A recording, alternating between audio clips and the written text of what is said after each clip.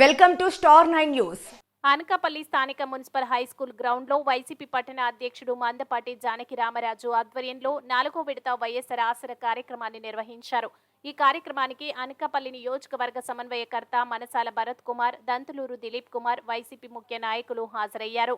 అనంతరం జగన్మోహన్ రెడ్డి చిత్రపటానికి పాలాభిషేకం చేశారు.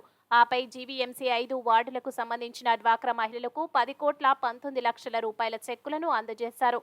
ఈ సందర్భంగా మనసాల భరత్ కుమార్ మాట్లాడుతూ ఎన్నికలకు ముందు పాదయాత్రలో ప్రజలకు ఏదైతే హామీ ఇచ్చారో మాట తప్పకుండా మడమ తిప్పకుండా నవరత్నాల్లో ఇచ్చిన హామీలను 99% పూర్తి చేసిన ఘనత సీఎం జగన్మోహన్ రెడ్డికి దక్కుతుందన్నారు. చంద్రబాబు హయాంలో ఏ పథకం కావాలన్నా ఆఫీసుల చుట్టూ కాళ్ళు అరిగేలా ప్రదర్శన చేసేవారని, జగన్మోహన్ రెడ్డి ప్రభుత్వం వచ్చాక వాలంటీర్ వ్యవస్థ ద్వారా ప్రతి ఇంటికి పథకాలను చేరవేయడం జరుగుతుందని పేర్కొన్నారు.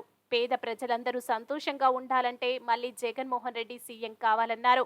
ఇందుకు ప్రతి ఒక్కరూ ఆయన గెలుపుకు కృషి చేయాలని కోరారు.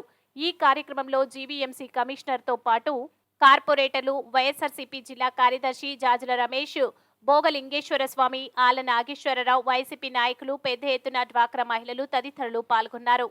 మహిళా సోదరీమణులందరికీ మరొకసారి ధన్యవాదాలు తెలుపుకుంటూ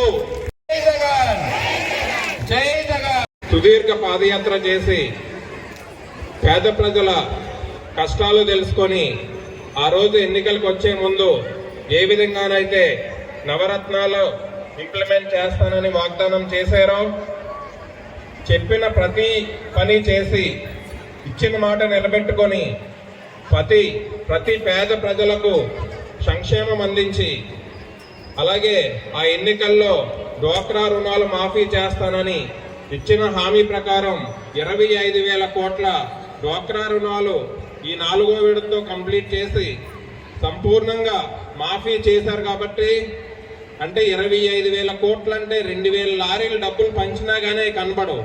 అంత పెద్ద మొత్తం ప్రతిపక్షాలు విమర్శించినా గానీ, చంద్రబాబు నాయుడు గాని మిగతా వాళ్ళందరూ జగన్మోహన్ రెడ్డి గారు డబ్బులు పనిచేస్తున్నారు, ప్రజలను సోమరిపోతులను చేస్తున్నారు అని ఎంత విమర్శించినా గానీ వెనకాడకుండా మనందరికీ అండగా ఆయన ఇచ్చిన మాట నిలబెట్టుకుని ఈ రోజుతో ఈ డ్వాక్రా రుణమాఫీలు మొత్తం 4వ విడత ఒక్క అనకాపల్లి పట్టణంలోనే 4వ విడతగా 10 కోట్ల పైచీలకు రుణమాఫీ చేయడం జరుగుతుంది. అదేవిధంగా రాష్ట్రం మొత్తం మీద 25,000 కోట్లు.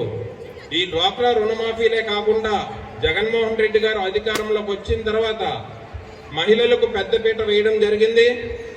అతను నమ్మిన మహిళలు అంటే మహిళలు ఆ ఇంటిలో చక్కగా ఉంటే ఆ ఇంటిని బాగా నడిపిస్తారని అతను నమ్మి అమ్మ ఒడి అని కానీ, విద్యా దీవెనని, విద్యా కానుక, గోరుముద్ద ఇలాంటి ఎన్నో పథకాలు ఇంప్లిమెంట్ చేసి అధికారులతో సంబంధం లేకుండా, మీరు గత ప్రభుత్వాలు చూశారు, ఏ సంక్షేమ పథకం కావాలన్నా, పెన్షన్ కావాలన్నా గ్రామ నాయకులతో కానీ లేదా అధికారుల చుట్టూ తిరగాల్సిన అవసరం ఉండేది.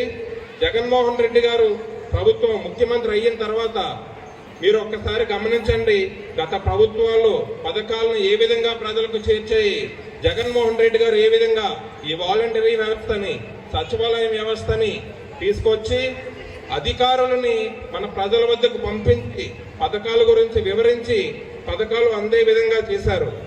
అంటే పేద ప్రజలు ఈ అధికారుల చుట్టూ, ఆఫీసుల చుట్టూ తిరగకుండా అధికారులే ప్రజల వద్దకు వచ్చి ఈ సంక్షేమం అందేలా చేశారు.